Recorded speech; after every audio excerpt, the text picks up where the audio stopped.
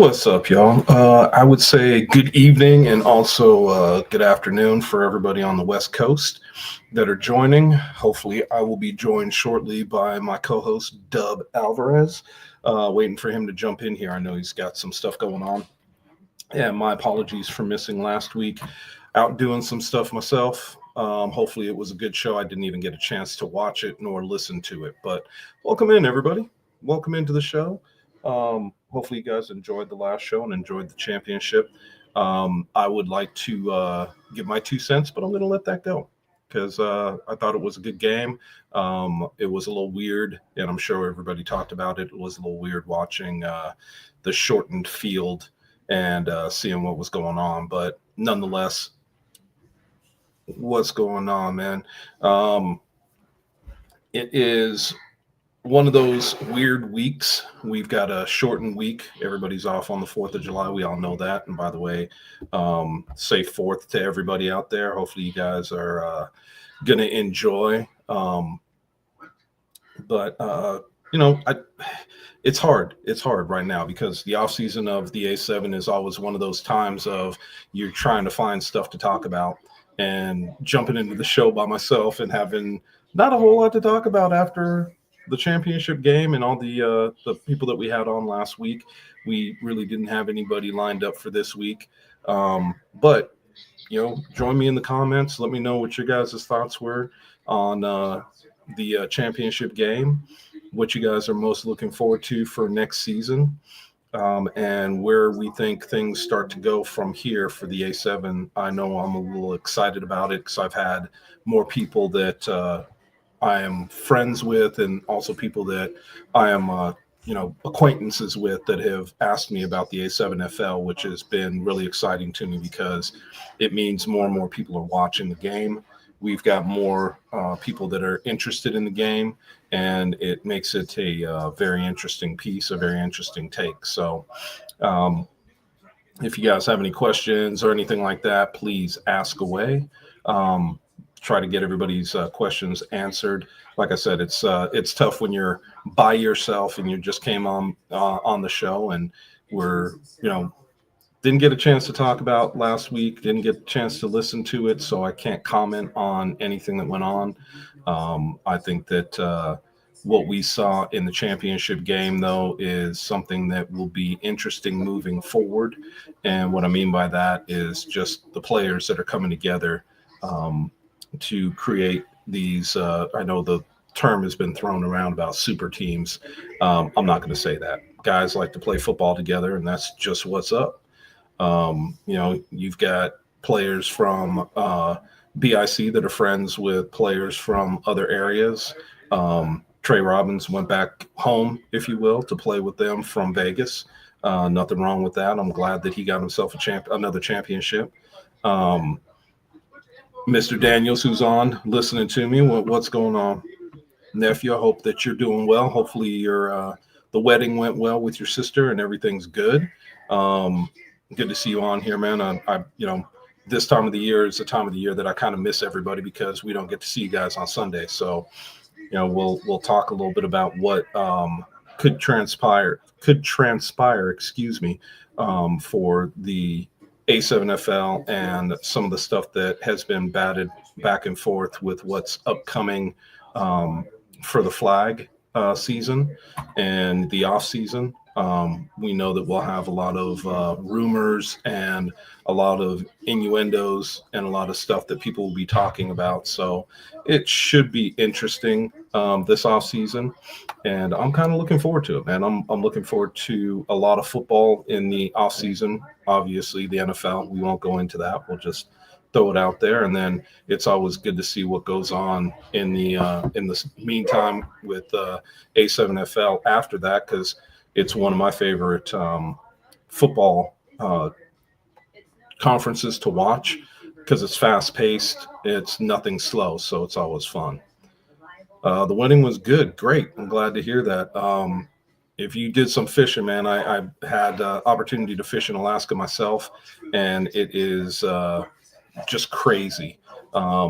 Where I was fishing though was obviously a lot different from where you were. We flew up to a cabin and stayed at a cabin with about 20 people, and some of us were fishing, some were hunting. So it was a very different situation.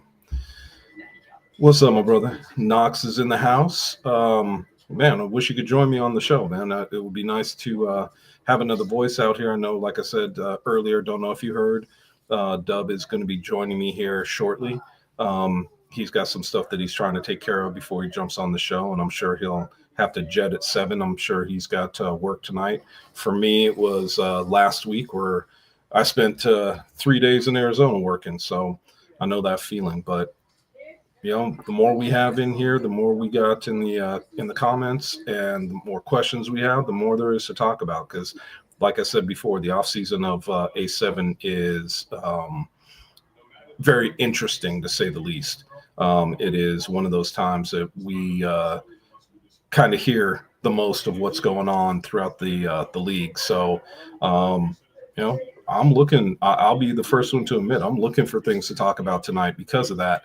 I'm looking for things, for whether it's little things that we've heard or if it is breaking news. It'd be all good, but haven't had a chance to sit down and really dig into things the way I'd like to before a pod. But nonetheless, it is an interesting piece as far as BIC taking the championship, winning the championship over the Las Vegas Insomniacs. It was a good game.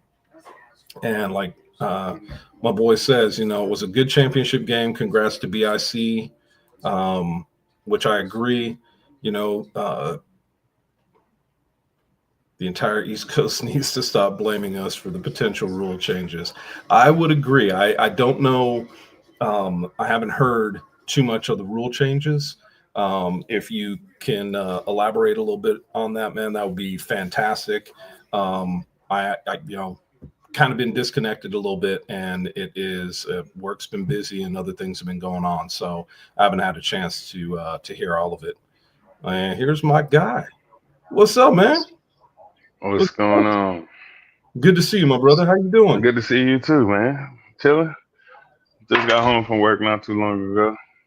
Man, the off season is always the part of this show that makes it difficult because you're like searching for stuff to talk about.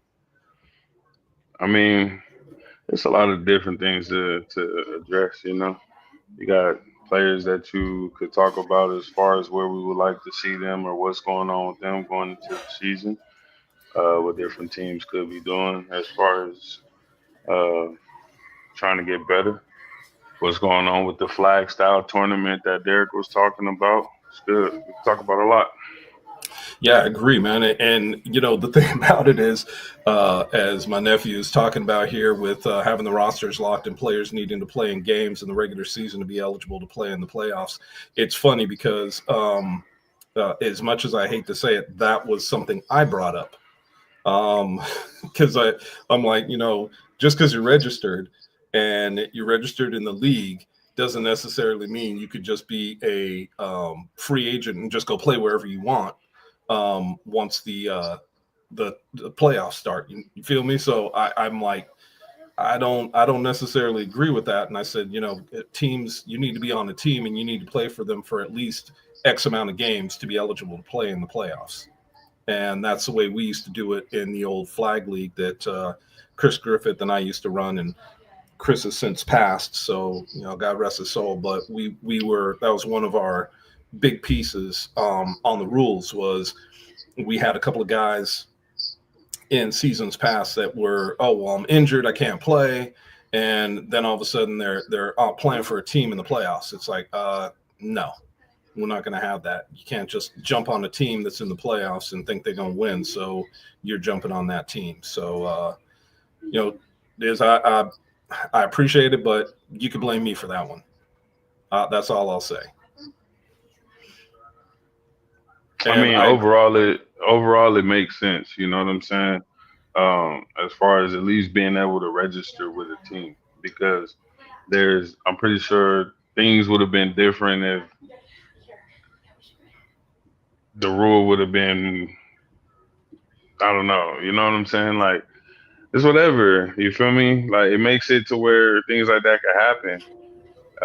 At the same time, though, I feel like that was like the biggest fucking thing, though, because that rule has always been in effect. Clearly, you know what I'm saying. So with it already being in effect, oh well, that's how players were able to do that. You know what I'm saying? Yeah. It's already something. Well, I don't agree with the fact of, if you think about it, and people could say whatever they want in this at this point in time. I don't care. I'm happy BIC won. Congrats to him. I'll never take anything away from him. All I'm saying is that it would be like if we were to if the Insomniacs were to say, okay, we're going to have Logo play on our squad. Well, he doesn't play a down all season, and then all of a sudden just shows up and starts playing in the playoffs.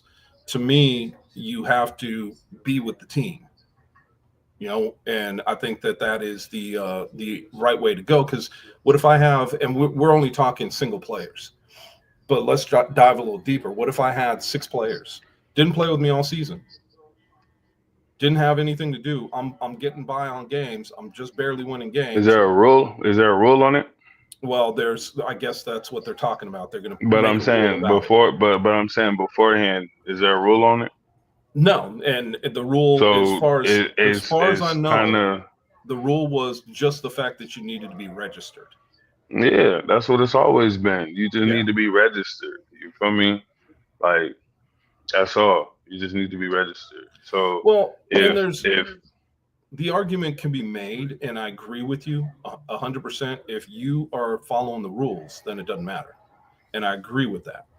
But what I'm saying is for because I could see where, like, and we'll take. I'm only saying this because the East Coast is obviously further away from us, and it's easier for them to travel up and down the East Coast. All I'm saying is, it would look a ton different if you had some of the players off the Nightcrawlers and maybe like, and I'm throwing out names, the old Chaos team. They had multiple teams with those players on them, didn't play a game with them, just registered and said, okay, they weren't on their team, right? They weren't on their roster. And all of a sudden they come out, they're on their roster and they're playing in the playoffs. It would create a lot of animosity because you got those guys now. Agreed, there wasn't a rule to it, but that's one of the rule changes that they're looking at doing in the off season to make sure that that doesn't happen again. it's been happening, however long this league has been around, it's been happening. You feel me? Do I think it's a good look for the rule? Yes. You feel me? Because why not? Again, just to even show up to one game or just to be established to a team, cool. Shouldn't have to be a surprise or whatever. You feel me? Uh, yeah, I agree. But when it comes down to it, the rule has been that since the league has been whatever. You know what I'm saying? Like, Yeah. No, but and I there agree. wasn't there I there was no agree. real structure behind it. And Well, then and the thing about it is, if you think about this, right? If you go to everybody talks about that they don't want, this league, they want to put it a little bit, few steps above. And I get that. But the thing that's very interesting to me, now, I don't know. I haven't played in the flag league since, let's see, it was 8 years ago. I haven't played in the flag league. But I remember in the flag league, once your week one was over, your roster was locked and you could not add, or you could get rid of players all you wanted, but you couldn't add any players because your roster's locked. And I think that that should be the same. Why would we in the A7FL want something different to what even the leagues that are considered, not pro, not nothing, just regular leagues, regular flag leagues? Why would we want anything different? Now, the interesting so part. Well, go Chris, ahead. let me ask you something. Yeah. Like, what made you feel like this needed to be a rule? Because you said that in the sense like blame you for it, you think it should be a rule. Mhm. What is your exact reason for why you think that it should be a rule? My exact reasoning for it is something that we saw couple seasons ago where we were letting players that didn't like the team they were on, letting them leave as a quote unquote free agent and go join up with another team. And I don't necessarily think that that is a good way to move a league forward. And so if you have a certain player or players that are on your roster after whether it's week one or week two should be locked because it allows the potential for movement. There shouldn't be any movement. If you want to proceed with this and really make this league as competitive as everybody wants it to be, then and go ahead and put in trades if that's what you want to do. You could trade players. So where is it that you've seen movement to where again you thought that this needed to be a rule? What do you mean? Because from my point of view, it looks like because of how things ended up or whatever No, in the sense. Hold this has on, hold been on, hold on, talked. hold on, hold on, hold Okay, on, hold on, hold on, okay. hold on. All right. I'm Is just gonna say making what it, I was gonna say might but squash what that you're but talking that's why about. I was asking you multiple questions to see where it is you were getting at as far as why you thought that it should have been a rule when over the seasons it's never been talked about. It No, didn't it get has. talked. Hold on, it never got really talked about. Again, I've been here, I've been around, right? This shit Mhm. never got talked about. When the season ends the way it ends, now all of a sudden it's something that should be talked about. Now I'm telling you this not from the standpoint of what you're viewing it, but what Mhm. it could be viewed as from the outside looking in, right? Well, and Where it's let me like, kill that. Let me kill that right here. When on the stuff that Derek does on Fridays, they have a owners meeting that I used to be a part of. I It has been brought up many times over the right. last two So that's years. your intel and your Yes. inside scoop with the manager shit or the Yeah. owner shit. Yep. Okay. Now, what you did was brought your inside scoop onto here, and you said it pretty much like, okay, yeah, this is why it should be whatever. Now, what I'm telling you is it was never brought up out here publicly on, you know what I'm saying, during any other type of the podcast that we've had. Okay. To where it's like now it makes it seem like again because of how the season ended.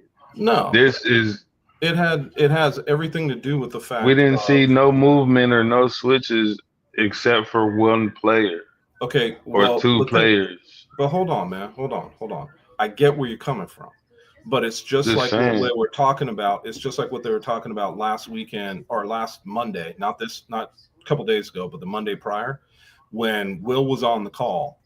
You were on the call too, and Will said, "Yes, I should have made the change before the game, knowing how short the field was." It's kind of the same situation. The rules should not have been they what you should be doing is waiting to the off season. And this is what I told Will afterwards. I said we should wait to the off season to make rule changes. You can't make that rule change in the middle of the game. And he So was like, we're "Oh, talking. I So now wanted to we're make it in talking the middle of about. the game." So now we're talking about throw off. It's what I'm saying is it I'm all comes hold on, I listen to you, listen to me. It all comes down to the basis of rule changes and when rule changes should be made. That's all I'm talking about. It doesn't matter when or the rules can't be changed in the middle of the season at all. I wouldn't agree with that whatsoever. You can't do it's it then. not about a rule change being changed in the middle of the season. It's wondering why it is that you felt like there needed to be that rule change again because you claim the glory for it and why, you know what I'm saying, it's happening. So me, I was just curious, right? Mhm. Again, I can explain the rule change that happened on my behalf. Side snapping the ball. You want to go back to flag. Okay, we go back to flag. Side snapping the ball. I was able to side snap it to a receiver right off the rip. You feel me? To where Yeah. now they created this rule within both leagues out here because I was fucking them up with that shit. To where it was like now they want people, the receivers, if they're going to receive a snap, now they have to be 2 yards off. Anybody receiving a snap needs to be 2 yards off. But So for seasons and seasons and seasons and seasons with mhm. motherfuckers doing that same move or doing that shit with different teams or whatever, there was Yeah. never a rule. but because the inside managers group, right, they felt some type of way. I come back during the season, and now there's this magical rule where the receivers and people have to be 2 yards off. So again, I don't know why it happened, but it happened because of some shit that I was doing. So what I'm trying to see, why is it that you felt like now was the reason that we needed to bring up this rule change when it hasn't been an issue over all these fucking seasons until now that some shit happens and you got somebody throwing the ball out the back of the end zone. Now it's like, oh, he should have never been able to play. I never, but here you're jumping into it like a player and acting like I'm saying, well, we're trying to take something away from Because we can't always view shit as being in the higher up word, like the higher up spaces. You have to view it how some of the players are looking at. Okay, so then as far as I'm concerned, I'm not the one that's going to be voting on it. They could do whatever they want. But in my eyes, it has always been a thing that when you're playing in this game, we have always had rosters locked. I don't care where you played. We've always had a roster lock, period. So, and the only thing that we had put into so that way guys weren't stashing players away. I don't care what BIC did. I give a shit less. They won the game fair and square. I couldn't care less. But what I'm saying is that if you have a roster, what's the point on having a roster then? Have it open. I don't know. But what's going on with this? Let a guy bounce from one team to the next. What difference does it make? How do you feel? How you feel about the A7 flag style that Derek was talking about? I haven't heard enough about it. I just know that it sounded like it was more on the lines of trying to get the name out there a little bit more, trying to get more players interested in playing A7. But I mean, you know, if you want to play A7, you want to play A7. Guys are going to want to play, and there's going to be guys that don't want to play. I get it. I mean, for me, if I was a young man, I would want to play A7 because we used to love playing that style of football, a physical game. I never played in a flag league where we were, you know, the rules that we had were simple. One-on-one blocking.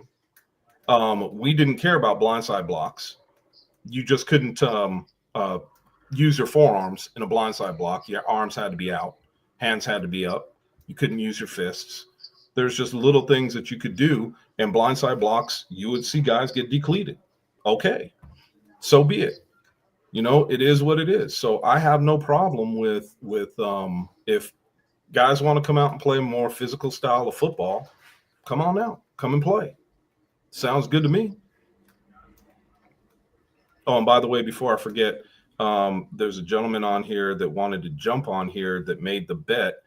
Knox, you were on when he made the bet with me, saying that BIC would only score 12 points. I just want to know when he's going to send me my $100.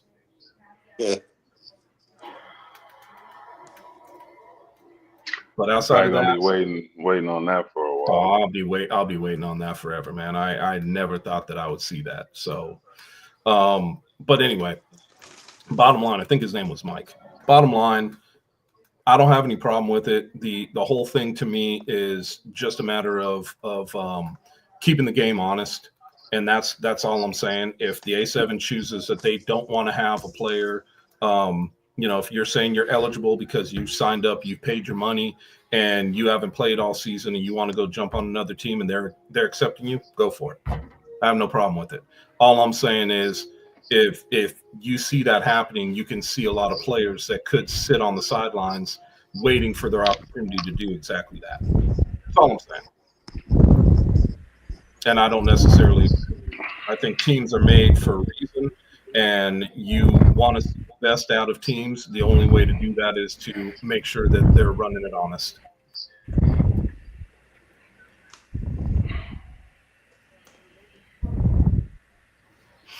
So that's it. What's up, Dub? How are you, sir? What's going on? Corey, You know, what's going on, man? How y'all doing? I'm You good, know, guys. I was just kind of letting you guys do the conversation that you guys were in the middle of. What's going on, man? How you doing? I'm good, man. I kind of wanted to see, you know, what the general topics were tonight. There's plenty to talk about. we did have you guys did have Sterry Codrington on last week. He's always a good interview. Isn't going to give you too much, but he's definitely a good football mind to listen to. But I kind of wanted to, if you guys were into it, I would want to hear your takes on next steps for not only the Insomniacs, because I think they'll be fine. I'm gonna be the same guy I was last year for BIC. Without that momentum change with that fumble, without maybe Scooter not being 100% health, the Insomniacs are fine. I don't think that if you're anyone in that locker room when you go into it and you're kind of breaking down the season, you look at yourselves and say, "Oh, we need to do this or we need to do that." Um, I think there will be some transition from guys that are like maybe looking, have already had their like one step out the door, maybe whether they were not getting playing time or they're getting up in age. But I think the Insomniacs are fine. Just like I thought BIC was going to be fine. Just like I said to you when they only lost by 2 points to BIC in the championship, they came back without Huff the next year and beat BIC. The Insomniacs are fine. But my what I'm interested to find out is now that there's been that that moment, that situation where since the Vegas division kind of came into the national like view, especially with the Insomniacs and stick with it in their kind of inaugural years. And I know that the Insomniacs existed as a OFER team, but you guys know what I mean. What do you think are the next steps for Vegas as a division and for some of the teams in general? Because I think you guys are in an interesting, kind of transitional point where obviously winning the national championship back to back years in year 2 and 3 of the division is great. But what happens in year 4 when it seemed like after the dominance that the Insomniacs showed, the Northeast division became a true 4-team division, in my opinion. What do you think are the next? What's next for Vegas since you guys are the ones that see all the games week in and week out? Um, just real quick before we answer that, somebody's got their microphone real close to them. You can hear they're breathing really heavy. So just let you guys know. I don't know who it is. But what's next for the Vegas division?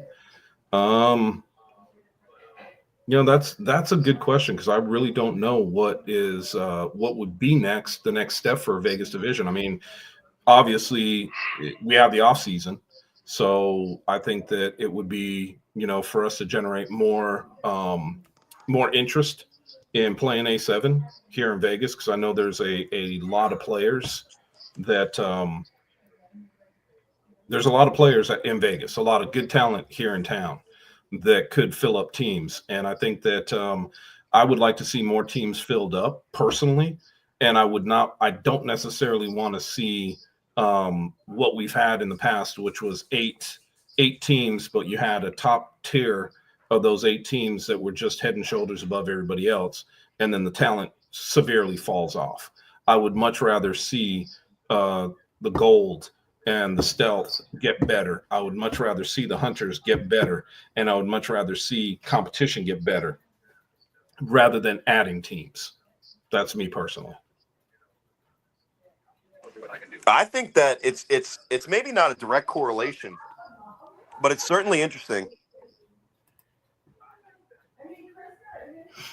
that the year you guys don't have the fall is the year that there was, in my opinion, a little bit of a drop off. Not only from obviously, I think the Insomniacs are fine.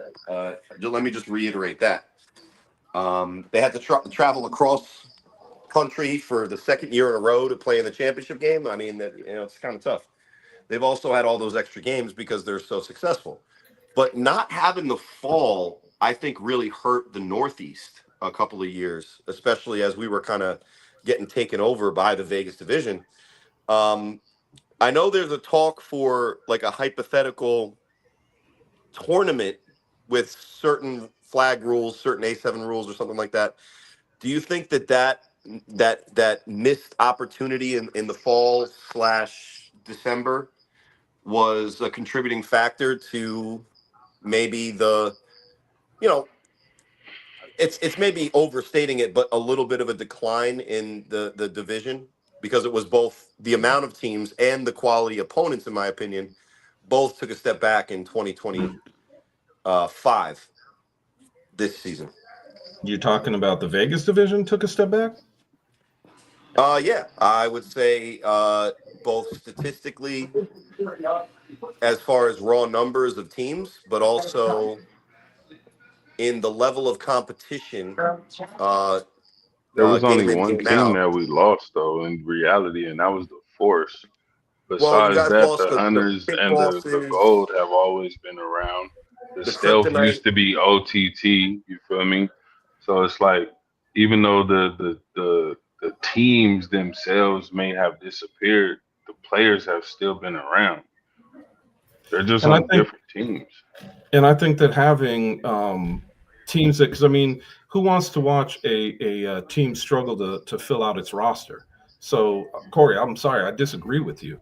I thought that this season was better than seasons past because we saw teams that were more filled out. I mean, look, man, it was simple. You had an OTT team and a that was like right there for that third position or fourth position, I should say, because of what we saw with the Force. But I disagree with that, man. I thought that the competition got better, not dropped off. When you had the 8 teams, you had the 2 bottom teams, which in my eyes were the Hunters and the Gold, and the Gold finally won a game this season. And they had players that showed up. They were having a decent sized roster. So I disagree with that. I think that sometimes subtraction is actually an add because you get more competition from these teams. Having, struggling to show up with 15 and 16 players was not, in my eyes, the way to get these teams better. And I don't agree with you. I don't think there was a drop off. I think there was actually teams got better. Oh, for Hey, sure, and definitely the Gold got better. I think the Hunters kind of are in the same spot when the other teams around them kind of lapped them. There was nowhere for them to go. Maybe is the thing. It's funny because the Hunters were concerned with our original top seven, that they weren't the seventh place. Priorities, guys. But and obviously you guys saw it, more week in week out than I did. But I would have made the argument in 2024 that not only obviously the champion Insomniacs, but that Sick With It would have competed. Now we saw what Sick With It did against BIC, so they deserve all the credit in the world. Shout outs to that passing game that really, in my opinion, that's the best passing performance I've seen against the BIC defense in a long time. But I would have argued that the Force from the 2024 season, and I know, it is what it is. I would have argued that they were on par or better than the third best team in the Northeast. And but you do know that most of the Force players are still in the league though. yeah, but Exactly. The I think team, the there's team, the team name and organization itself is what disappeared. But the and that players was that were part of the on, but that was part of the strength, in my opinion, of the Force, was their organization, was their team concept. nah, Obviously the players are good, but when Dion Fox steps in and stick with it and he doesn't have a support system around it, he looks lost, not because he's a bad player, but because it's not that easy it's not Madden. You don't just nah. shuffle But around 87 if we're gonna, overalls. if we're gonna go off of that, he's one of those players that got to put the work in for himself. You know what I'm saying? Well, Like any you any gotta. quarterback, even if you took Scooter and threw him in the Hunters, he's not looking that great. Now it's not an apples to apples comparison, but taking a quarterback out of it's taking his quarterback out of a comfort zone and throwing him into a situation is never a good position. Um, Especially in the middle of that game. And I actually talked with Mark Gray about that specific instance. So let it be known to the A7FL world, Canyon Stone King needed a breather. So that's why the decision was made. So I felt that was actually a good decision in retrospect, even though it didn't work out. because you saw how Stone King was able to perform after the breather. But again, it's just a matter of opinion. But I think that the emergence of more competition for the Insomniacs will not only be beneficial to the division as a whole, but specifically to whoever is able to get out of a tough division like the Insomniacs, or Siquidit if they're able to improve next year, or if we get another surprise team that's able to kind of recruit and retool. I think that when I ask you guys what's the next stage, like steps for the division, the bounce back by both the scorned, former champs, but also I think for the division as a whole, I think it's really important that these guys, whether they're recruiting or they're watching on Vegas local television, want to get involved, that the division continues to get better and grow, and they've seen that now. I mean, the Insomniacs are great, but they can be beaten if the right team is put in front of them. So my interest, my goal would be for more parity and competition for the Insomniacs, because in my opinion, and I won't say the player's name, but he did say it on the sideline after the game. It's tough to always have to figure out how to win a game when you're down by a little bit, when you don't have that experience with even the new guys. Now, William Carswell, Shannon Allen, Moses Smith, the list goes on with new guys that were definitely contributors. But for me, the Insomniacs play another game like they did against Siquidit in 2024, where they actually have to kind of put their back against the wall and find that benefit to whoever gets out of that slugfest. And any word on the call division? I'm not sure what this is. But Anybody? I've been rambling on, so I'll let you guys go. But I think that the most important thing for the division to do is get better as a whole, and then that will improve every team, because the week in week out will train whoever's good enough to get whatever back in blood when the championship comes back around in about 360 days. First off, let's welcome Derek Duncan to the show. And Derek, there was a question for you.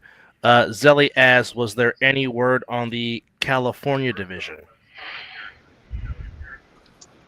Yeah, I'll tell you what I can say, that there are two supposed teams that are poised to have a full squad next season out of the Los Angeles division. There is no California division.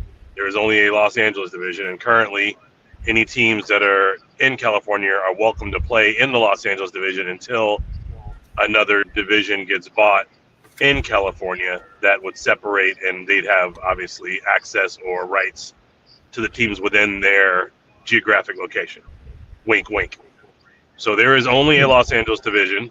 There is not a California division, and there are two teams within the Los Angeles division that are poised to make a run next season currently.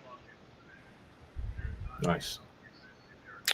Well, Zelly, I hope that answers the question. That's the accelerators and the regulators. If you end with an ORS, you're allowed to be in the LA division, apparently. And the next question is, any word on Reno? Reno might as well be dead.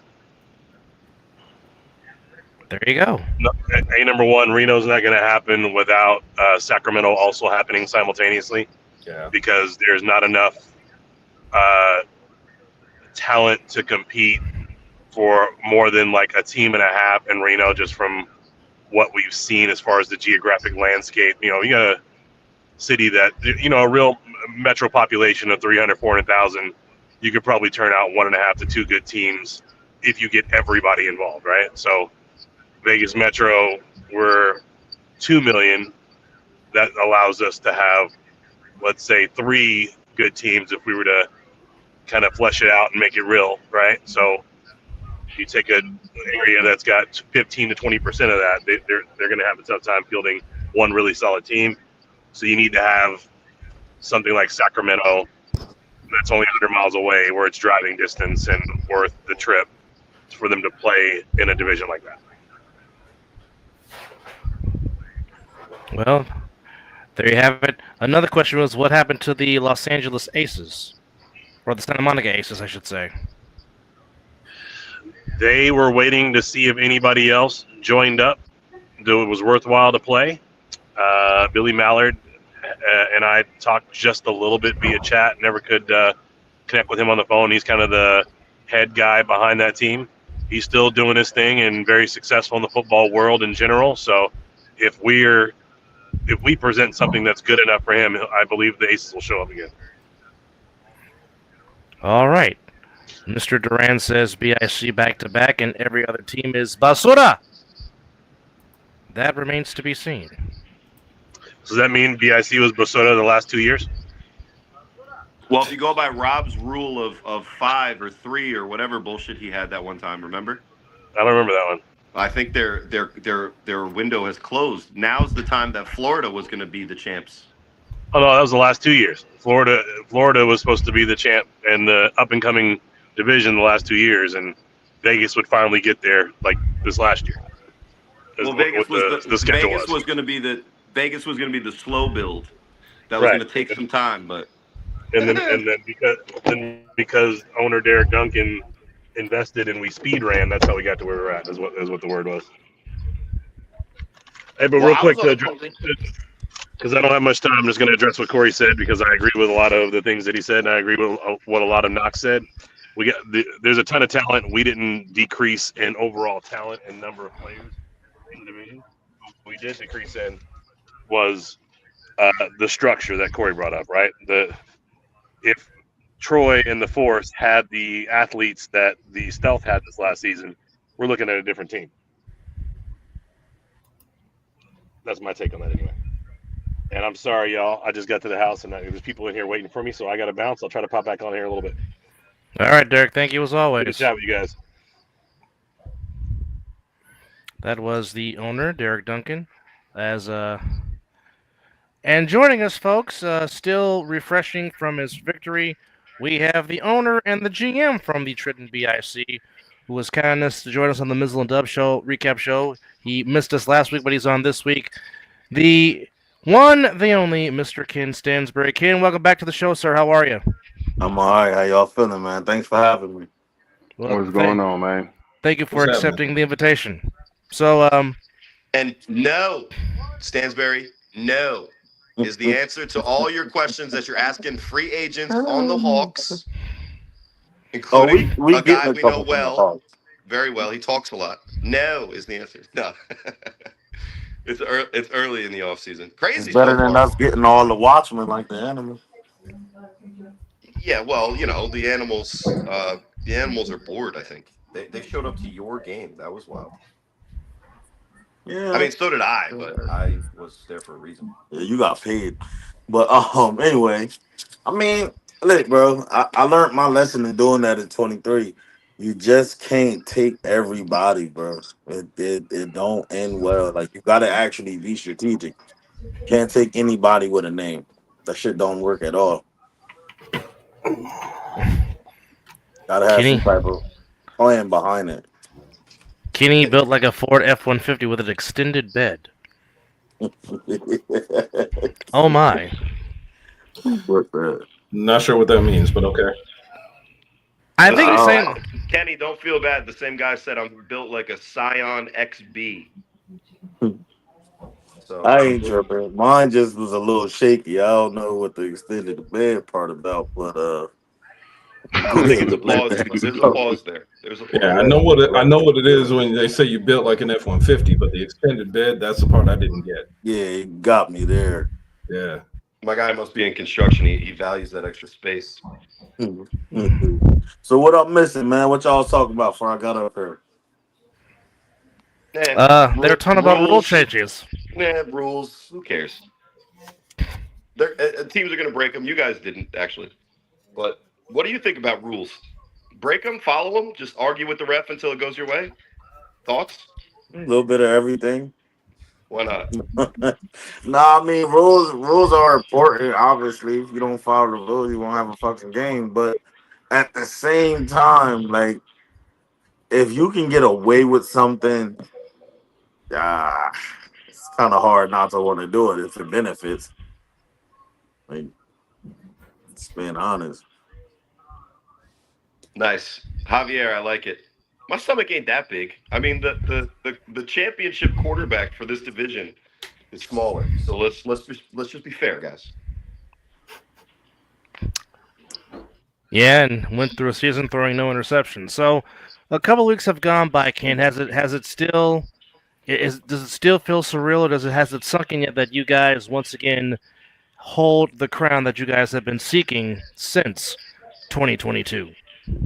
Uh, I think it's done sunk in and went already. Like these guys, the last time we won with this crew, nobody. We were on a winner's high for a while. Like I mean, for a minute. Like this year, it's kind of over already. Like other than a small bit of trolling in our page that we just gonna do because there's nothing else to do. Like everybody's already talking about next year, game planning, the cuts we need to make, the people we trying to bring on. Um, yeah, it's just all talks about 26 already. So I think they heard it loud and clear when people say stuff like the IC can't go back to back. The IC, they gonna get too confident and cocky, and they not gonna come back strong. I think they hear it. They hear it. They gotta hear it. So, what do you think you guys need to do to go back to back? We gotta lock in. We gotta pretend this trophy never happened. Good point. Like that's been our problem from the beginning of time. Like even with the different era of BIC, like we win, and you just be on a winner's high, and you feel like everybody else are small soldiers until somebody punch you in the mouth the next year. So we gotta play it as if we still chasing it. If we still chasing the same trophy we was chasing this year, I'm sure we can get it next year. Do you think it was better to have those tough games late in the season to kind of push your team, or do you think it just was a matter of circumstance that the Renegades played well, that it was 109,000 degrees against Siquidit, and you guys had like what 15 guys or whatever it was? Do you Yeah. think that those tight games were the best part of your path to being prepared, or was it just another roadblock on the way to the inevitable? Oh, for sure they help. Like I told everybody I think God got a way of humbling you. You know what I mean? Like last year, nobody came within 20 points of us until the championship game. Like every single game, we won by 20 points. So when we said we didn't think the Insomniacs stood a chance, we did. We admit that we didn't think they did. It's like we wasn't looking at them as anybody that can hurt us because Even we felt during the invincible. game, it felt like there was a complacency, to be honest. Yeah, we felt invincible, and that's what you get when you feel invincible. But this year, not only did we play every team in the top 10, well, maybe except for like the third Vegas team, not only did we play everybody, we didn't dress 30 one time into the championship game. Like we had our highest number was 26 against the U, and we had 25 against the Animals. Like we didn't dress 30 all year. So it kind of showed us a lot of things. Like one, how bad our core really wanted to win. Two, that you really kind of don't need 40 players. If you get a core that you can surround yourself around and get a couple role players behind them, I mean anything is possible. But yeah, it's for sure, for sure. I feel like our battle tested schedule helped us win. It helped us stay locked in because we didn't have a game in a while that we could really take our foot off the gas and we would lose. So, a weird question for you, and I don't want you to read into it. I'm just asking the question because I would like to have an answer from a guy from the East Coast. How would you feel about the All championship games very being on valid the West points Coast made. for the Mason next? says they got to lead the West Division for that to happen. Then he says BIC to sign Vanilla I Vic. don't think Dub could hear us. Mr. Duran, first off, I don't do meth, so therefore I don't know what cooked meth looks like. Last I checked, my mom gave birth to a very handsome man. Thank you very much. But, hey, whatever. More power to you. Ignore the trolls. But what would you, Kim? What do you feel if you guys, if the next two championships were either the West Coast or in the Midwest? My only experience with the Midwest was Ohio, so I would vote against that uh tremendously. Like I'm good on that. Unless it's a neutral Is location. I know they've Ohio been that talking bad? about that. Yeah, if it's outside, then yeah, because like I've never been in a place before, and I've traveled most of the states I've wanted to go to in this country, and I've never been in a place where the sun came out, it lightning stormed, and then hail stormed in within the same hour. Um, I've never Damn, seen that it that before. does sum up Ohio. Yeah, so if it's outside, I wouldn't say that. But as far as Vegas go, I'm still dying to see what Bullhead was. Like I said, watching it on camera was crazy. Like, and then everybody I talked to, like Corey and Rob and Matt, everybody's like, "Yo, that's where it was at." Like the energy in there was crazy, and we got a small taste of it in Jersey this year. So I definitely wouldn't mind being in Bullhead. I just we just was in a meeting the other day. And I told Derek the only thing that really matters is that if it's on one coast, like if it's on the West Coast in the championship, the Final Four should be in Jersey. Or if it's in Jersey for the championship, then the Final Four should be in the West Coast. The only way it should be different is if it's in a neutral site. If it's in a neutral site, then I guess you can find another way to make the Final Four happen. But nah, in other words, to answer your question, no, I'm not opposed to it at all. Well, and I'm just asking because I honestly don't remember where was the Final Four in for 24. It I was know it where it was was for Jersey 23. versus Jersey, Vegas versus Vegas. So it was home Yep. home games Home for both. games. Okay, thank you. And it was gonna Getting be the old, same man. I way gotta, this I year. gotta, I gotta ask questions because if not, I forget. Getting old, you forget No, shit. that's cool. I think the way we did it this year is the right way to do it. If it's on one coast, then the other coast should be able to host the Final Four one way or another. But no, I didn't mind. Yo, Vegas was fun, bro. Y'all showed a lot of love to us. It was dope. If I get to experience like an indoor field that's actually 100 yards, like Bullhead, that'd be crazy. Yeah, Bullhead was a fantastic facility. I agree with you, and I had heard multiple people when we left that facility, like players, guys that were there for different reasons. Because Coach Tice was at the game. We had a lot of people that were from Vegas that just traveled down for other reasons and stayed for the game. That were talking about the facilities and how great they were, the locker rooms, everything. So I agree with you, man. If it is feasible, it would be great to have another championship there. I know that the conversation was, well, it's a ways away from Vegas. And I actually had talked to a couple of guys from the night crawlers trying to help them get a hotel in Laughlin rather than staying in Vegas and having to drive down because How that's far is that drive easiest from way. Vegas? It's only about an hour and a half. About an hour and a half, Yeah, it ain't 90 gonna kill minutes at you. best. It ain't gonna kill you. But if you're staying in Laughlin, it literally is 15-minute drive. Oh, okay, man, that ain't that bad. That's dope though. I don't No, know what and Laughlin you is. got hotels, casinos down in Laughlin just like you do in Vegas. So I mean, what difference does it make? All right. I mean, cool. I mean, I hear, bro. We hear all good things. Even the night crawlers, everybody I've talked to, not one single person I've talked to that said, "Oh," or anything bad about Bullhead. Like everybody who ever said an opinion on it had a positive opinion. So who could not really want to play there? Like you gotta want to experience that for real. Well, I mean, and 115 degrees outside, 70. I think it was like 73 inside. Oh yeah, that's dope. I mean, we can handle that.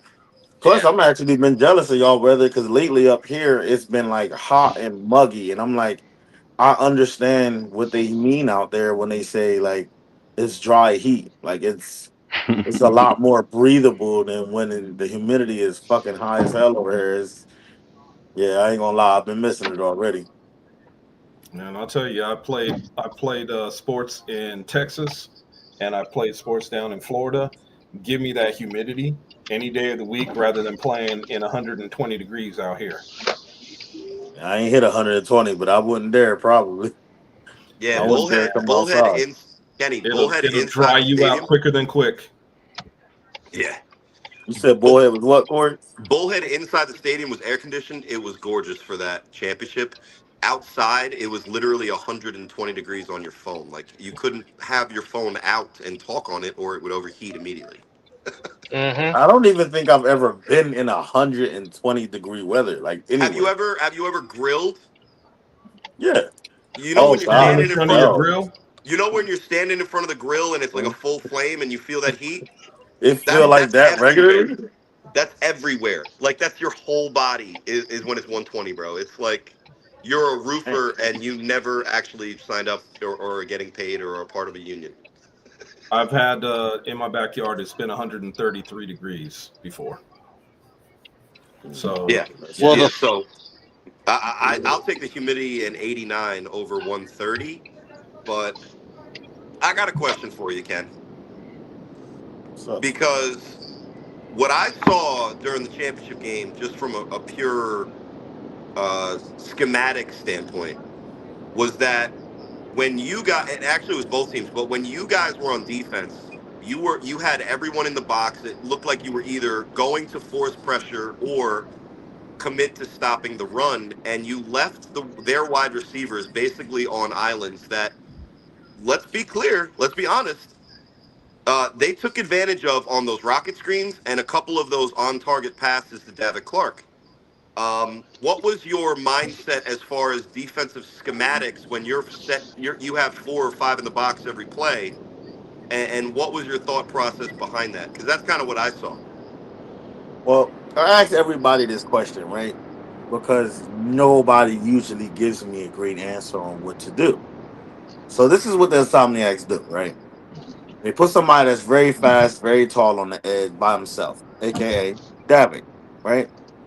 And then they set their other six members up where the second smallest person on the field is probably Munchie, who's strong enough to take out one of your DNs or linebackers, right?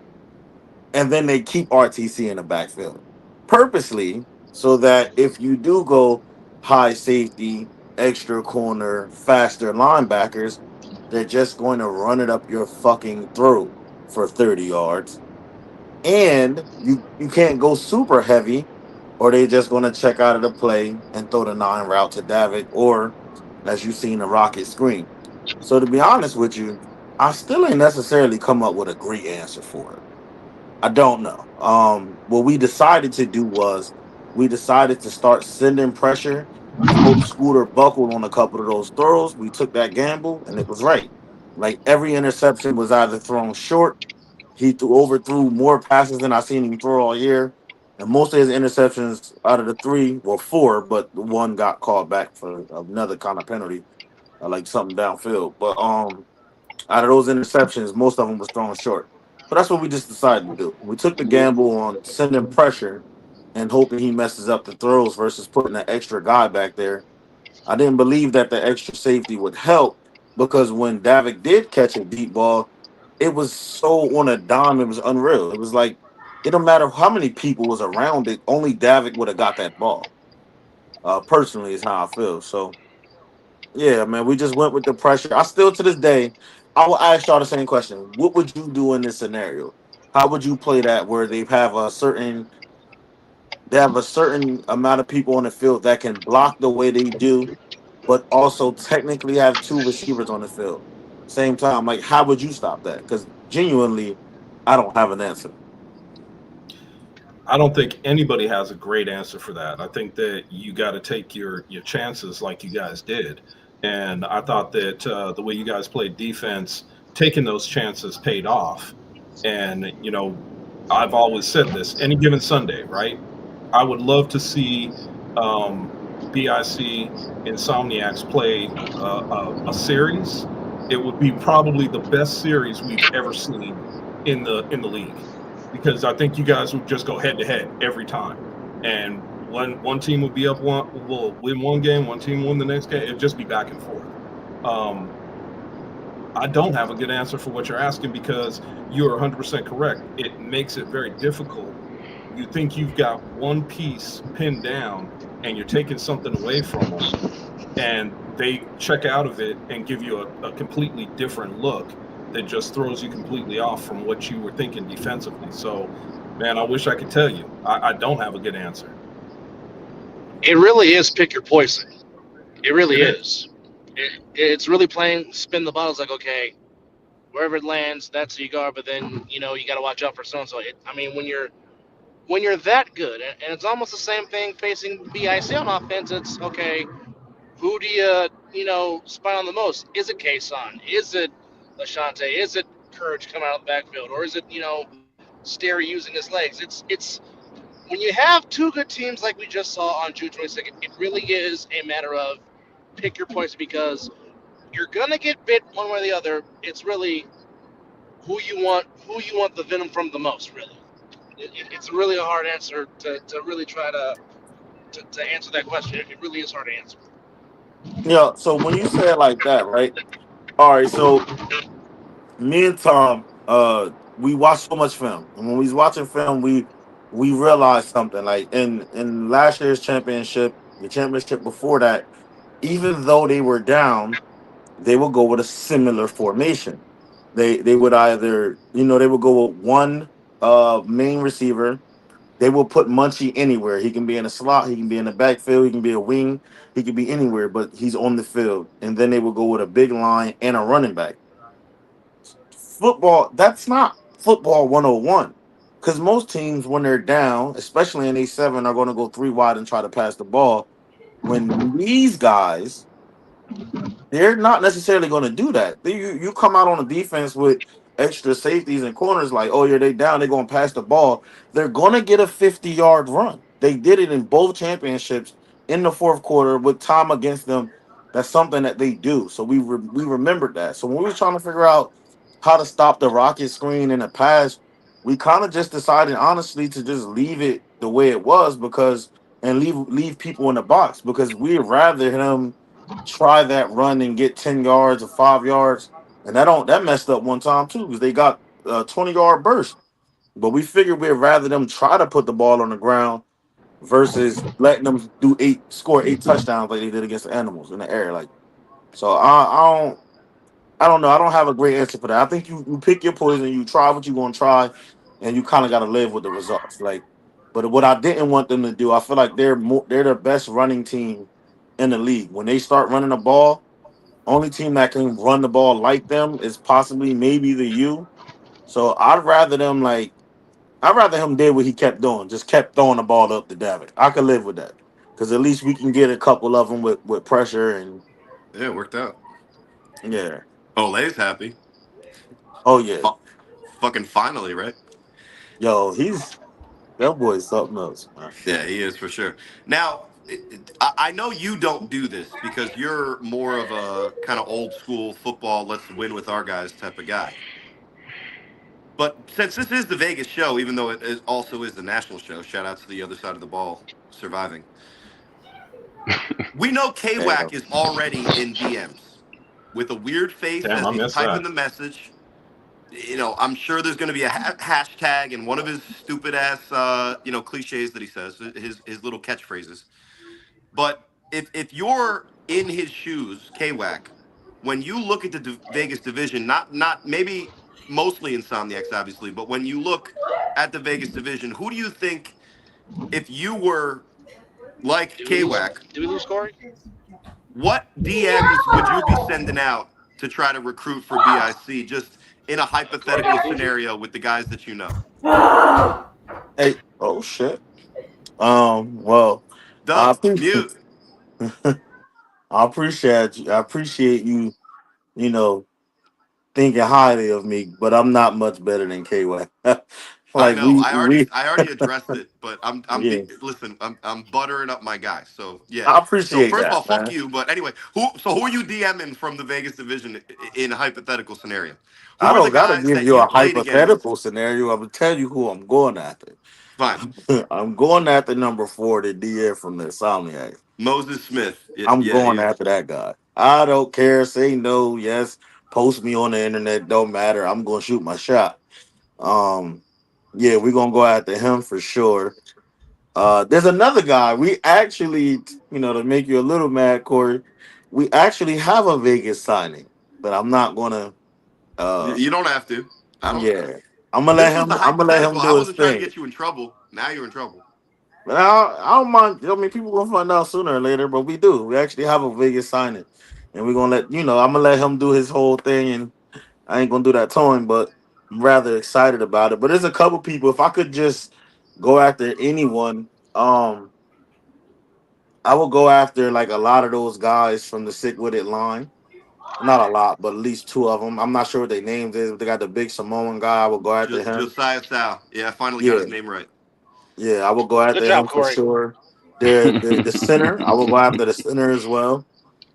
Um, who else? I will go after. You know who I think was like weird on his stuff? That the Cunningham kid. I like Um, Cunningham.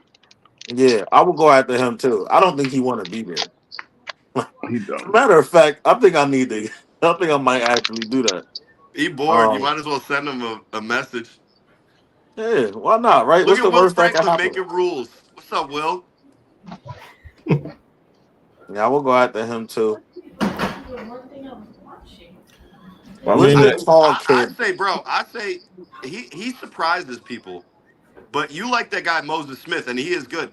The best player at times when BIC's offense and the Insomniacs defense, the best player on the field at times, not the entire game, was number 80, Chris Cunningham. He was fucking whoever was in front of him up all game.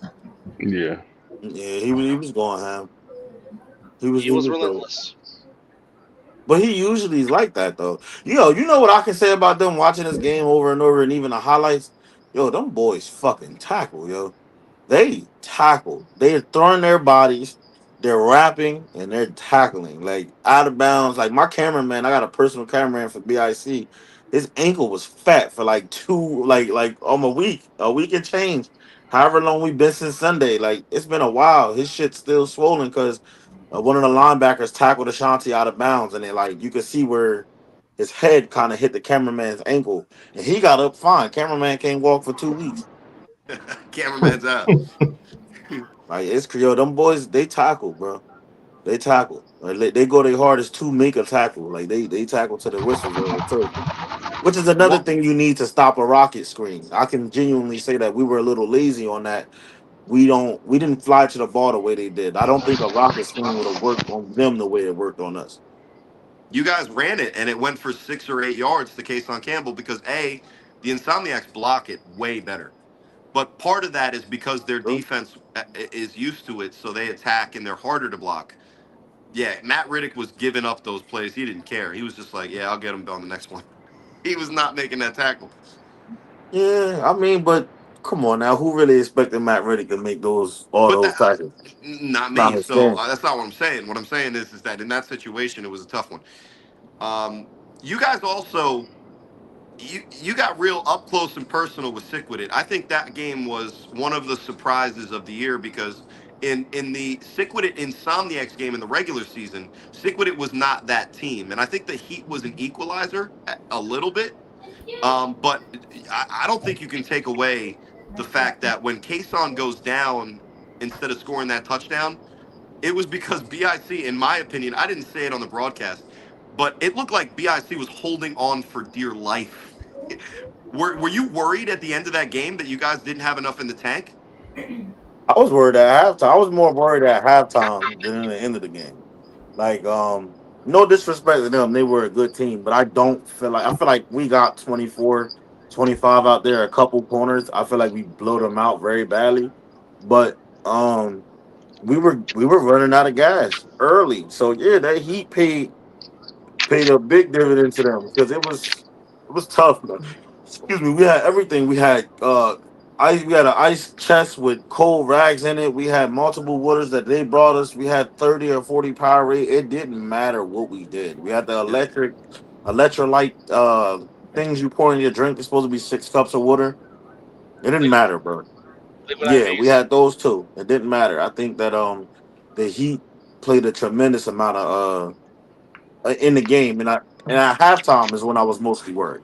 I'm not gonna lie. Halftime is when I was like, yeah, we might not make it through. Towards the end of the game, I was actually fairly confident, but it wasn't just because they couldn't stop us from scoring. they would score quickly. I didn't think that was smart. I think when you can't stop somebody's offense, you slow the game down as much as possible and then try to get one stop. That's just me. Maybe that's an old school thing, but that's what I would have did if I was them. I would have slowed the game. And when we're on offense, we know we can get what we want. I just took a few yards at a time, Ball control and made them offense. stay on the field because I, our I think you got to KK take the and them. points, but I hear you. I hear you. Nah, think about it this way, right? You take the points, you score in 2 plays, right? That's only 2 extra plays that Sterry, Ashanti, and KK got to run on defense. But if you take 10 extra plays, now on defense, they had to play 10 extra plays. I would have made them stay on the field as long as possible on offense and then tried to capitalize on defense. That's what I would have tried to do because I just wouldn't have let them get away with getting off the. Yo, I'll tell you something. The truth, we didn't even really care if they scored at a point in time. We was like, bro, if they're gonna keep throwing the ball up and they're gonna score, then fuck it, let's just get it back on offense. And we Yeah. were correct. I would have made them stay You've on the never field. felt that way against me for whatever reason. So Well, no, I'm joking. I'm sorry. I'm I just. say, It's come just. on, Corey, don't make me say that up here. You can. That's the whole point of the show. Um, yeah. Well, what do you think would have happened if it was Sick with It versus the Animals for whatever reason? How do you the, think that game would have went? the animals would have won. Well, You then think again, they out ran there? out of You gas think at the out start. there? They ran out of gas at halftime, so maybe they wouldn't have won. That's what I'm saying. Maybe So do they you would have think out lost. there the Animals would have beat them with what they brought? Because they didn't. Oh, with what They they were missing a brought, lot. it's rough. I think with what they brought, that game ends in a classic of whoever had the ball last with 20 seconds on the clock. That's what I think who would have won. So do you think Sick with It? Because one of the things that I was saying earlier was that I think the division in the West in general should obviously everybody's trying to improve, but the best thing that they can do is instead of either loading up the Insomniacs or whatever, if the entire division improves, then they'll have that comp that prepares whoever the winner is. Do you think that Sick with It could be a contender in the East? Uh, yeah, yeah. Oh, well, all right. I'll be honest. The team, not last year's team, not like this last year, but the year before that, when they beat the 2024. Insomniacs in the regular season. Yeah, Yeah. that team I thought that could have that would have competed been, anywhere. yeah, I thought that team would have given every team a good shot. They could have competed anywhere. I genuinely thought like I didn't know they was going to win in the regular season, but I genuinely thought that if anybody could beat them out there, it would have been them. And It I was noticed that kid it was. Lavish didn't play this year. I didn't see him. Nah, he didn't play. Geary didn't play. There was a couple of guys that Them didn't tough play. losses, man. That they Them were big tough losses. losses. Shout outs to their quarterback though. He played his ass off against you guys. He definitely tough. He's better than everybody said he was. Like he Yeah, made his he I don't think reads. he played that good all season, bro. And maybe we just suck. I don't Yeah. know. You had your quarterback out there covering me. No, I'm just joking. He's good. Yo, we really had. I think we didn't have any corners come. It was either no corners or one corner. Kason Campbell can play corner. Hold on. I think there's a baby crying in here. I have so many. Hold on one second. Anyway, well, let me pick that up because I heard some stuff that I would definitely kind of go a different direction on. I do not agree with Corey with teams. Look, man, everybody puts their teams together the way they are. You go out and recruit, Ken, just like everybody else. You Right. get the best players you can on your squad, and damn the rest of the division. Which that's the way it should be. I don't agree with breaking up teams and letting oh well, this guy goes over here, that guy goes over here. Well, then let's take everybody off every squad in the league, not just the division, in the league, and let's have a draft. You play where you drafted. Period. That would be crazy, yo. But see, That that's would what be I'm crazy. talking about. That's the only way you're going to get parity throughout the division and throughout the league. This whole thing that, and Corey's been talking about this for all season. I don't agree with it at all. You don't start talking about players going to play. Guys want to go play for a winner. We all know that. Now, granted, when I was playing, and I'm way older than most of y'all, it was a different time. And Me too. we're more like what it was back in the old NBA days when you didn't have, guys going to play with each other to create this team to go win a championship. We didn't do that. It was, oh, okay, yeah, we saw you last year. You whooped us. Well, now I'm going to get my team better. We're going to come back out with a better team and whoop y'all. That's the way we thought about it. It wasn't a matter of trying to steal teams or steal guys off of good teams that might not get the playing time. That's not what we're about. We're about, look, you want to come run? Let's put a championship team together and let's go try to beat the champion that is already there. Right. You want parity in the league? Get better players. Period.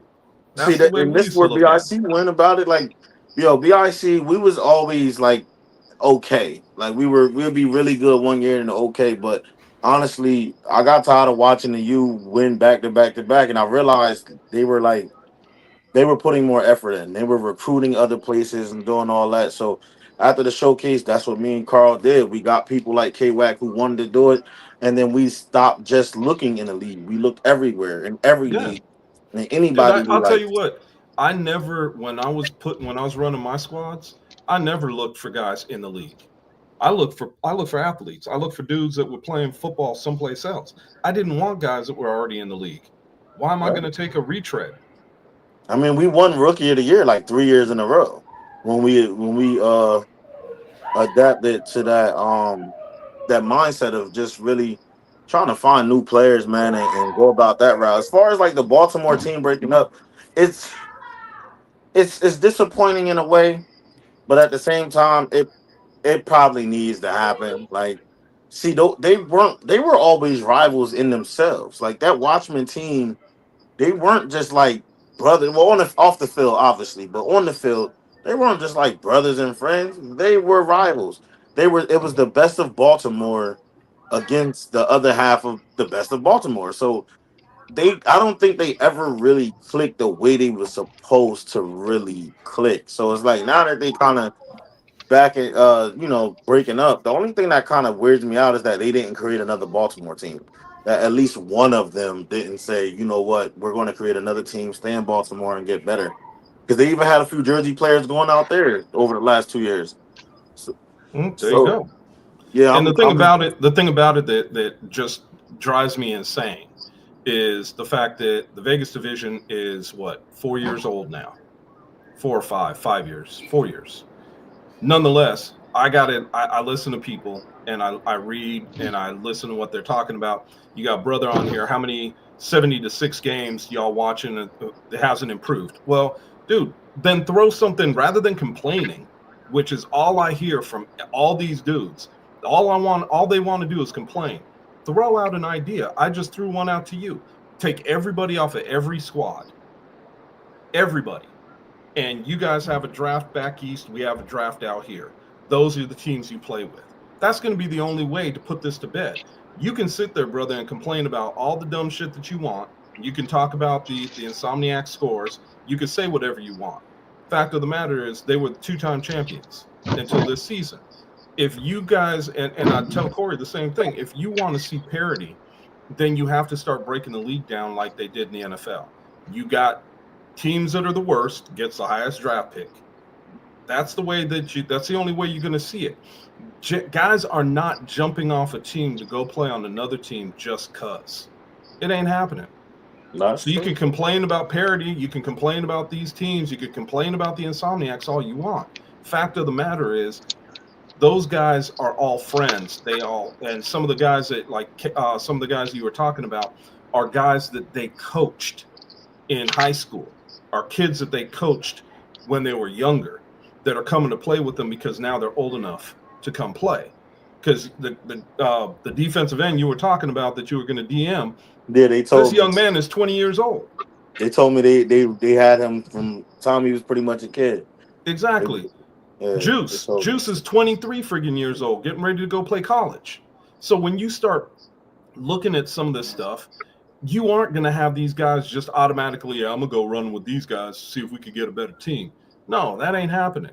The only way that it is going to happen is to force it. And then it becomes a question mark of, are guys going to stay on teams that they were drafted on? if we were to do that. And like you said, I agree with you, Kent. It would be dope. I don't think we're going to see that happen because you have a lot of friends that are playing on the teams together. These guys have known each other and played on these teams together forever. So we can complain about whatever the hell we want in here. The fact of the matter is, let's be real and let's talk realistically. You're not going to have teams break up just because.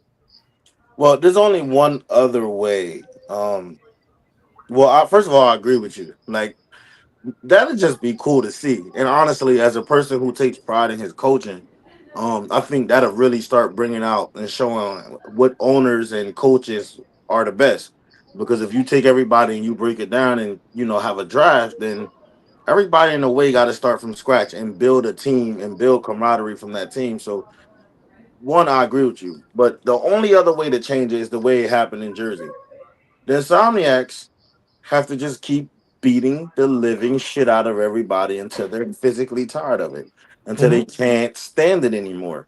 In order for it to change, the Insomniacs cannot let off the gas because what's going to happen is there's going to be a group of coaches and a group of owners that's going to say, yo, I physically, mentally can't deal with another 70 piece on our head.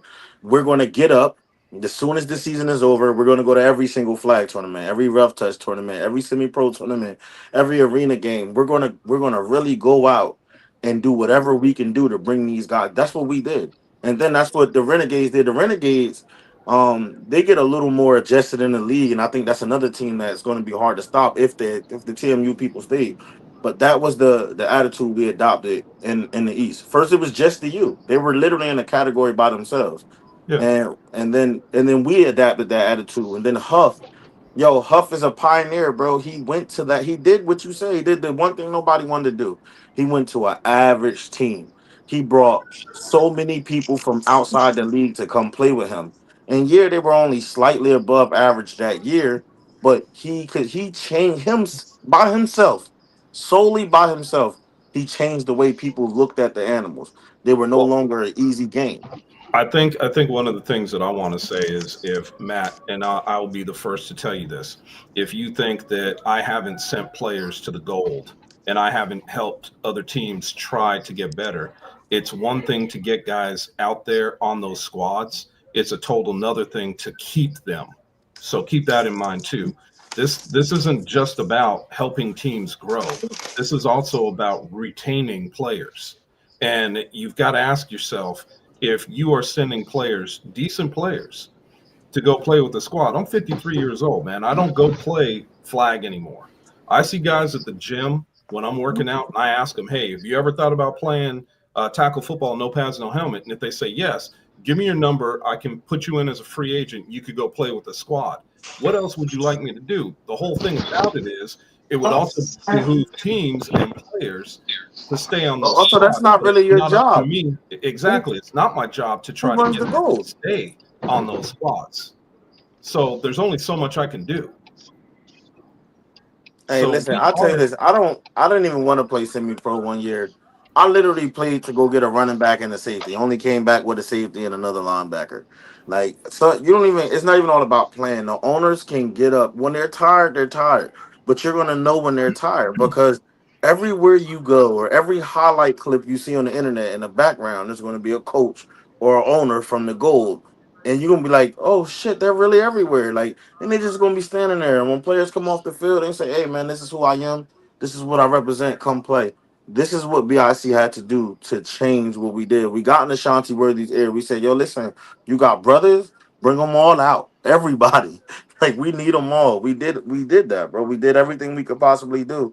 And no shout out to Gold. I know we talking about them a lot, but I said this like 3 times. I was in a meeting with James, Derek, and all of them, and I was watching film on the Insomniacs. And I was watching them play the goal, and I just kind of blew up. Like, who the fuck keep telling them to put 6 people in coverage and wonder why something's not working? So I also think the coaching got to be better. Like, it has to be. There's no way you put out a defense with one person rushing and 6 people in coverage and think that's okay. Like, Yeah, that's not okay. it's not.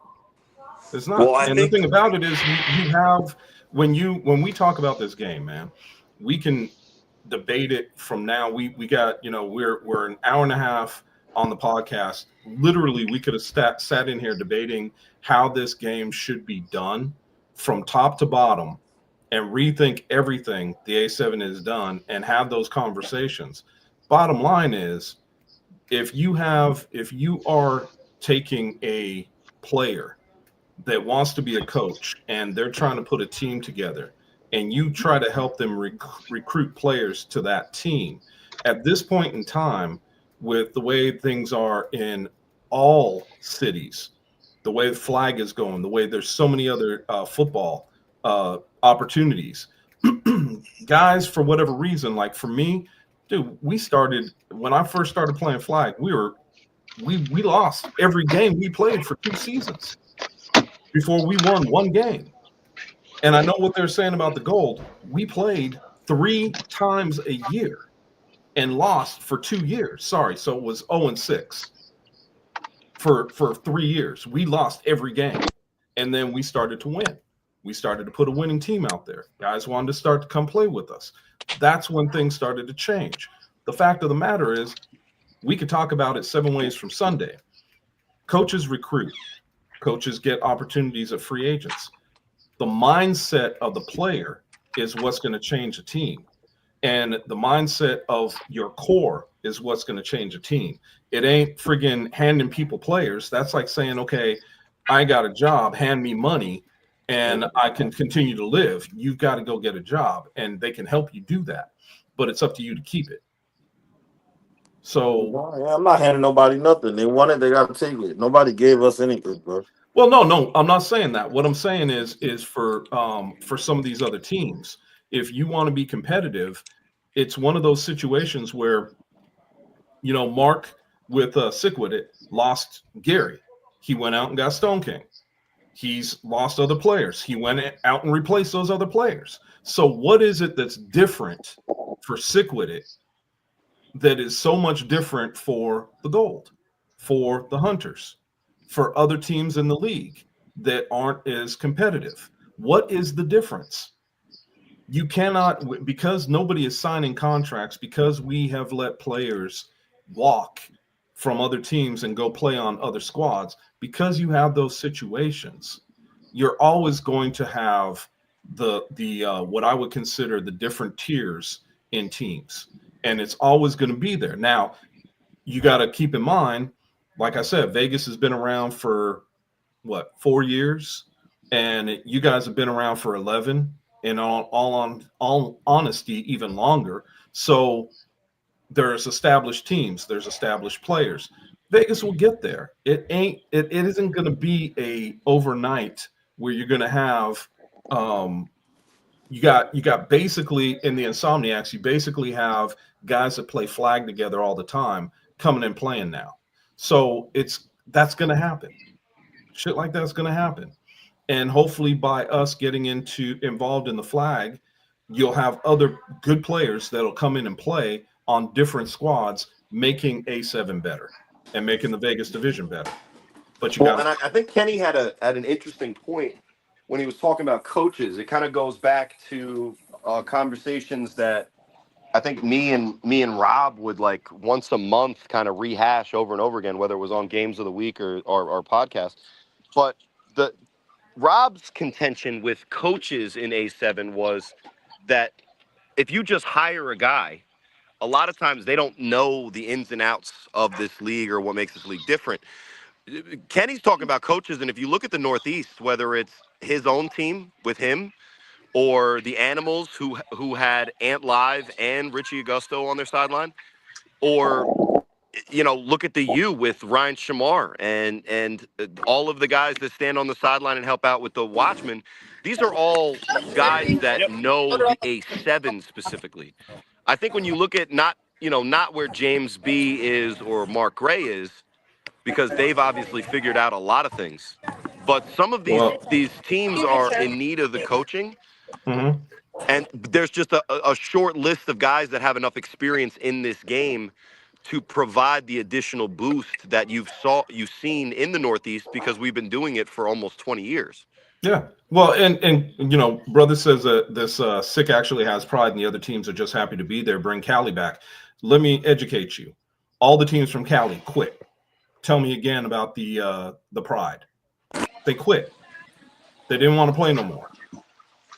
So that's Pride. Come on, man. No, that's not. They had pride when the Vibe was undefeated that year, and the guy put up a post said, we the number one team in A7 right now. No, Yeah. they will forever have the number one pants in A7 though. That guy was iconic.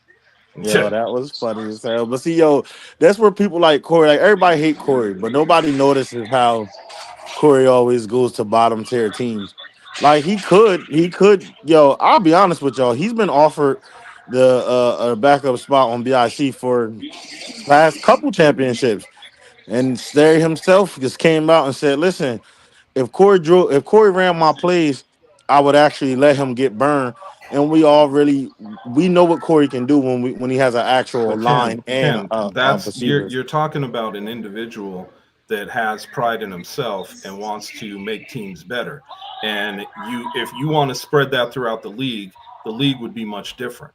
I'll I try. Bottom mean, Chick line. and Troy did it So this year. the fact of the matter is players have to make up their own minds as to what they want to do and where they want to go. And as I stated earlier, Corey to me is what I would consider a throwback because he's a lot like me. I wouldn't want to go play with Sick with it.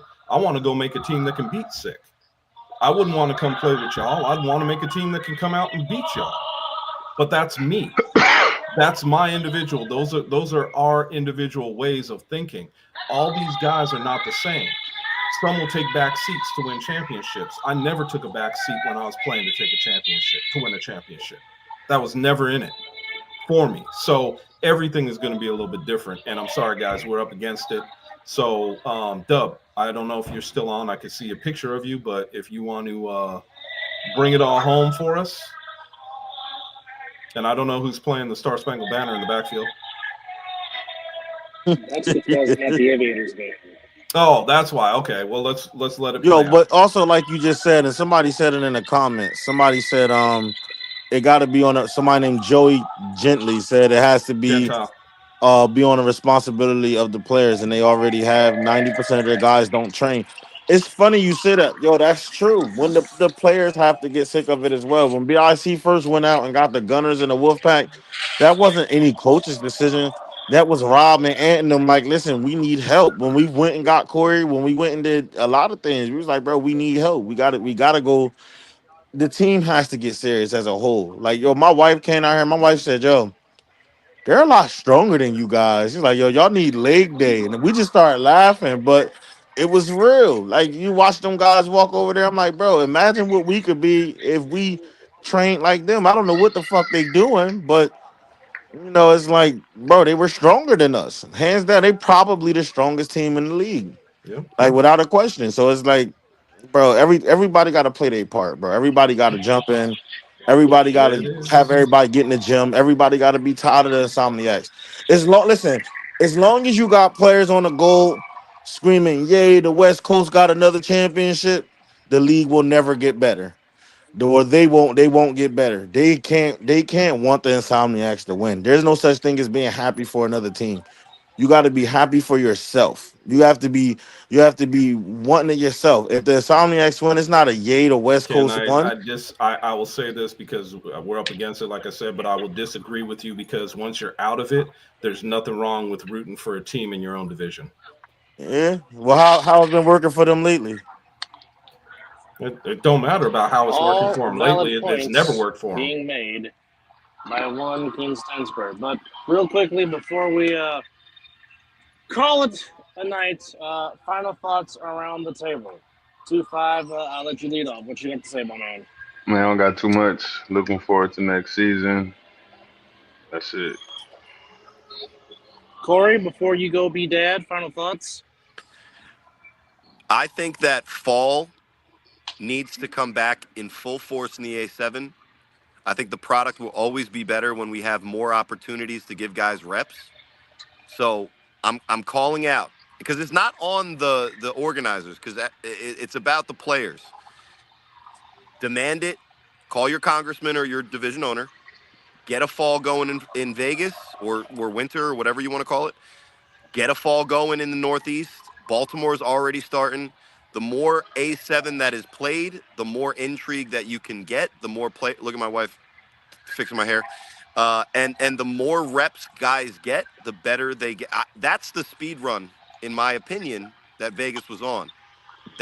I will still to this day, that fall Pitball's Kryptonite game is still one of the best games I've seen in the A7FL. It didn't matter to me that it was a fall chip, but I think that the fall will help both the Vegas division, Jersey, Baltimore. It'll help the league. So that's my take for the day. Champ, what you got for us? Your final thoughts. Only advice to the coaches that ain't necessarily doing so good. Take it personal, feel some kind of way. Have more pride in your team than you do in the league, division, or coast.